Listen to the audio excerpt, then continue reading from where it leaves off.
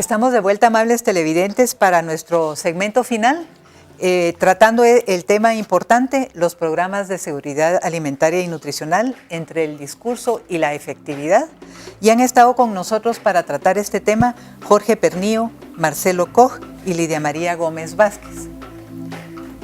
En el segmento anterior quedó establecido, creo yo, con bastante claridad el contraste que hay entre el pequeño productor cuya estrategia para enfrentar su problemática de alimentación es la diversificación de actividades, no solo agrícolas, y el productor grande cuya estrategia tiende a ser el monocultivo en grandes extensiones de tierra, sin enfrentar entonces ningún obstáculo estructural en la producción que realiza. Los pequeños productores, los campesinos en los alrededores de estas grandes extensiones, como nos explicaba Jorge, empeoran su situación muchas veces y sufren de problemas de desnutrición aguda muy serios. Hay entonces un contraste importante que tener en mente cuando hablamos de la producción como una solución al problema de la desnutrición, porque no se está pensando en la producción en términos de cómo hacer una producción sana y efectiva en términos de la seguridad alimentaria en el país.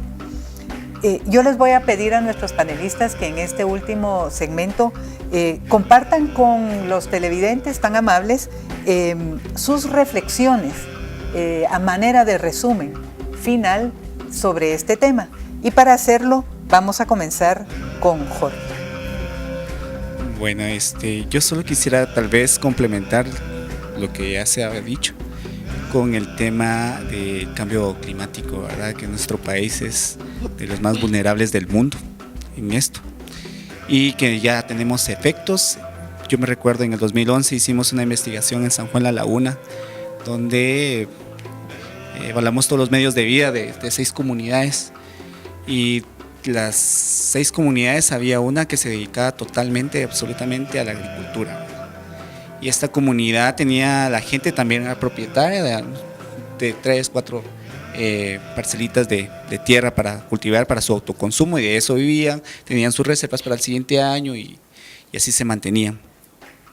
Pero nos salió a nosotros de que esa comunidad, Panacal, me recuerdo bien, Panacal 1 y Panacal 2, fue la que tenía más problemas de desnutrición crónica y aguda, ¿verdad? Eran los que nos reportaron los índices más altos. ¿Por qué comenzamos a investigar un poquito más, verdad? Porque desde 3-4 años anteriores las cosechas habían bajado, ¿verdad? La producción había bajado, la diversidad ya no era como antes, ya no crecía el frijol en medio de la plantita de maíz. Entonces ya la gente no tenían otras opciones para trabajar, ¿verdad? Porque ellos seguían con la tradición del cultivo del frijol y el maíz y las hierbitas, ¿verdad? Entonces, y también sus animalitos para su consumo. Entonces, ese tema también hay que ponerle mucho interés, mucha atención para ver cuáles van a ser nuestras respuestas a los evidentes problemas que vamos a tener con el cambio climático. Eso es pensando en las generaciones que vienen, ¿verdad?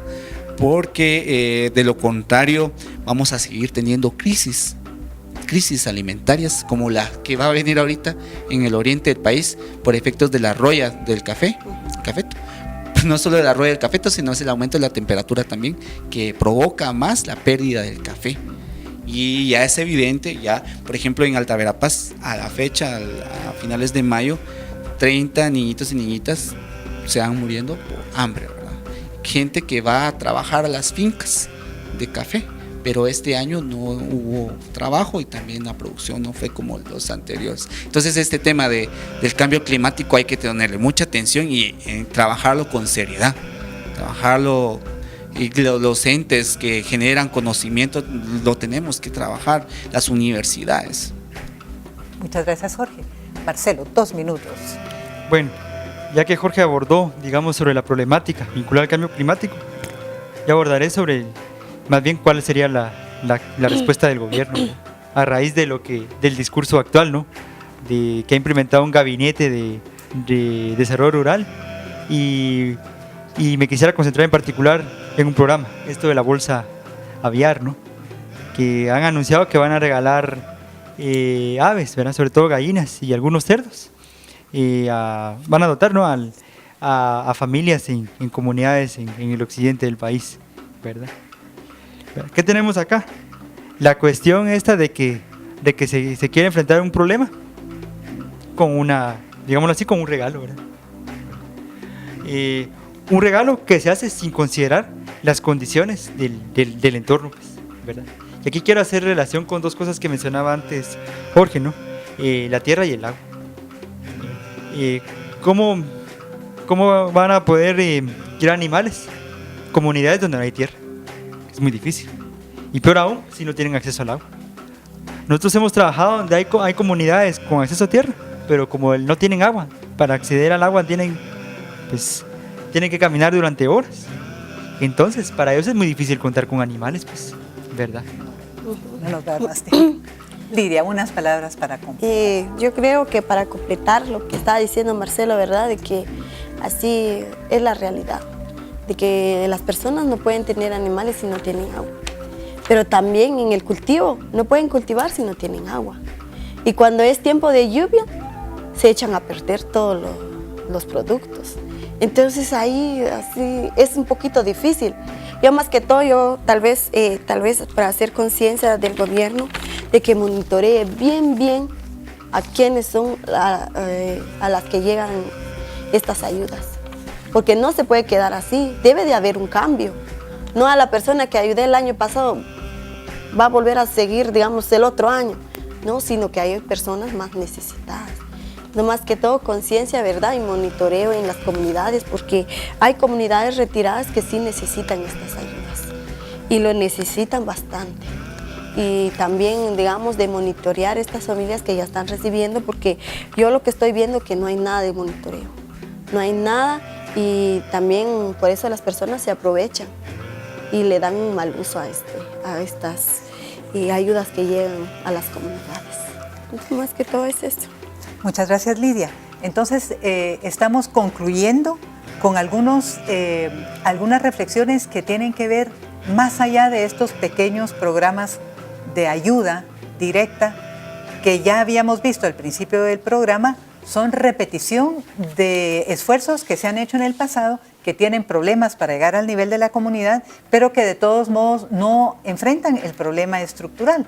Y hemos entonces situado el problema estructural en la problemática de la producción. La problemática de la producción, que ya no es solo determinada por factores estructurales de distribución, por ejemplo, de la tierra o de acceso a la tierra, sino que ahora estamos agregando la problemática del acceso al agua y más ampliamente la problemática del cambio climático. Y entonces eso nos pone ante una pregunta muy seria. Si no hemos sido capaces con anterioridad de estimular la producción sin tener en el horizonte la problemática del cambio climático, ¿cómo entonces lo vamos a hacer ahora?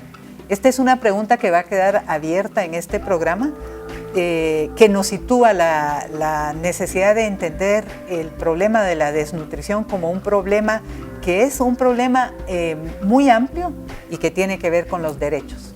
Así terminamos en este programa.